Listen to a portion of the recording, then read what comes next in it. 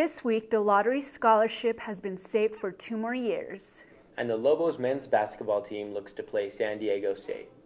I'm Adriana Medina. And I'm Travis Gonzalez. And welcome to the Howl.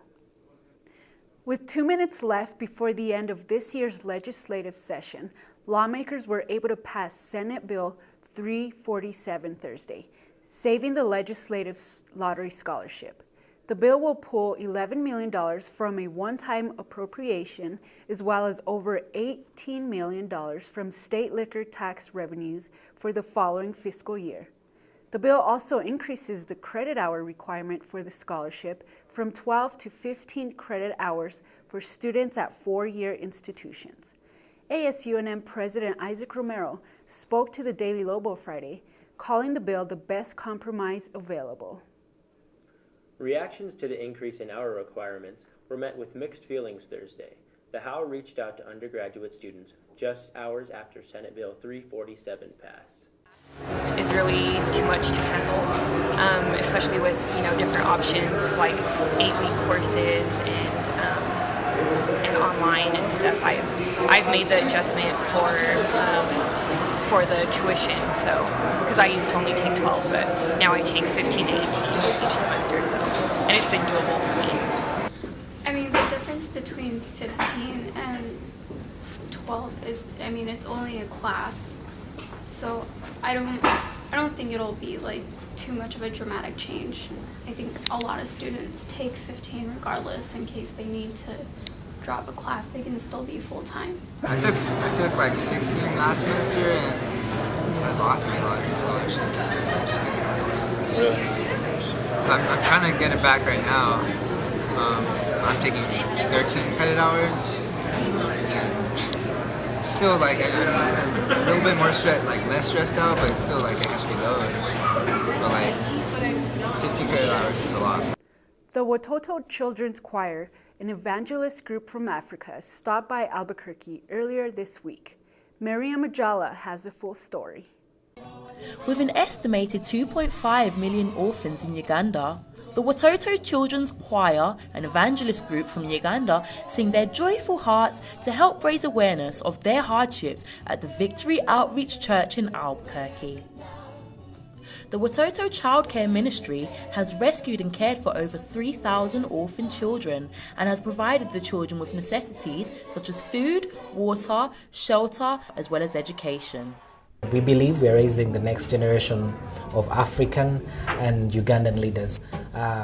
While we share the love of Jesus, it's also an experience for the children to be able to notice that where they came from does not have to necessarily be where they stay. But when they come to a place like the US and they see different people, different cultures, then it opens up their eyes to something new, something better. The performance on Sunday on Lead Avenue was one of the 9 performances in New Mexico this month. This is the first time traveling for many of the children. Being in Albuquerque is very nice, and I like how people support other people. The choir will continue to tour the US through July 4th, and many of the kids have high hopes of seeing snow for the very first time. This is Mariam Majala reporting. Slacklining enthusiasts have a new place to call home. With more, I have the full story. Slacklining is in its early years, and Slackers Anonymous, which meets on the UNM campus, aims to take a leading part in this new outdoor sport. Slackliners use a long, thin webbing material to anchor a line between 2 large trees. It's like kind of a stretchy material, and they figured out how to set them up in lines between trees and they're bored. The benefits of slacklining include improved balance, concentration, and body coordination, said Arturo Siqueiros, a member of Slackers Anonymous. My legs in general feel stronger. My balance is a lot better now.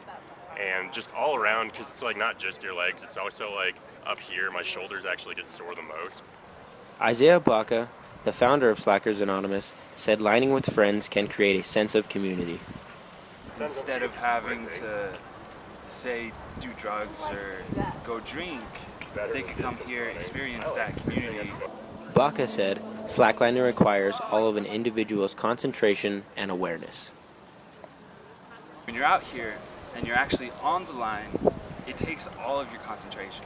So when you're out here, you zone out all of the stress from school, all of the people around you, and it's just about getting on the line. Slackers Anonymous has been together for about a year and a half and look forward to new members every day, Blanca said.